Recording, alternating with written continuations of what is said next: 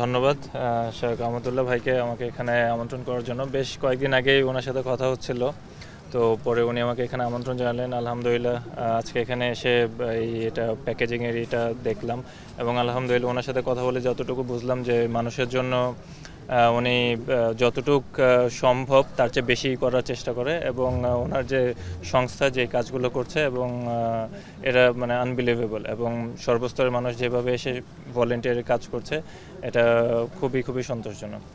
আপনি যেহেতু এসেছেন এরকম একটি উদ্যোগে নিশ্চয়ই আপনারও অংশগ্রহণ থাকবে, একটু জানতে চাচ্ছিলাম। ওই বিষয়টা আমি প্রকাশ করতে চাই না, কারণ এটা রিজনটাও আমি ওনাকে বলেছি, এটা খুব ভালো করে উনি জানেন। এটা আল্লাহর কাছে জমা থাকলো, এটাই আমার কথা। আমার কাছে মনে হয় এটা মানুষের ভালোবাসার টান, আল্লাহর অশেষ রহমত এবং মানুষের প্রতি মানুষের ভালোবাসা না থাকলে এই জিনিসটা হয়তো বা হতো না। মানুষের প্রতি মানুষের যে টান, সেটা আমার ভাই হোক, আমার বোন হোক, আরেকজনের ভাই হোক, বোন হোক, সন্তান-সন্ততি হোক, সবাই আমরা ফ্যামিলি। তো এই কারণে হয়তোবা এই জিনিসটা হচ্ছে এবং এটা খুবই ইতিবাচক একটা দিক।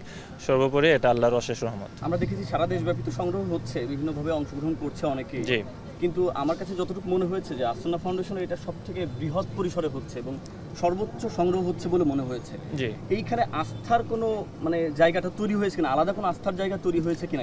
এটা এক কথায় মানে বলা যায়, কারণ যদি মানুষের আস্থাটা যদি ওই পর্যায়ে না থাকতো তাহলে হয়তোবা এরকম ফান্ড হয়তো রেজ করাটাও কঠিন হয়ে যেত। আমি আবারও বলছি, এটা আল্লাহর অশেষ রহমত এবং এটা মানুষের আস্থার একটা প্রতিদানও বলতে পারেন। সেকেন্ড টেস্ট, প্রথম টেস্টে প্রথমত যে খুবই খুশি বাংলাদেশের রেজাল্ট নিয়ে, কারণ আলহামদুলিল্লাহ কনভিনসিংলি ম্যাচটা জিতেছে এবং টিমের সবাই যখন ভালো খেলে এটা নিজের মনের ভিতরে এক ধরনের একটা খুশি কাজ করে এবং আই হোপ ইনশাল্লাহ বাংলাদেশ সেকেন্ড টেস্টও জিতবে এবং ইনশাল্লাহ will get a very good result ইনশাল্লাহ। এই এত বড় একটা বন্যা হয়েছে, সাধারণ মানুষও কিন্তু আমরা দেখেছি এই শুধু এখানে মানুষ ঝাঁপিয়ে পড়েছে। আমরা টিএসসি দেখে শুরু করে সবখানে কিন্তু মানুষের যে উপস্থিতি বা এইরকম যে এগিয়ে আসা আগে কিন্তু হয়নি।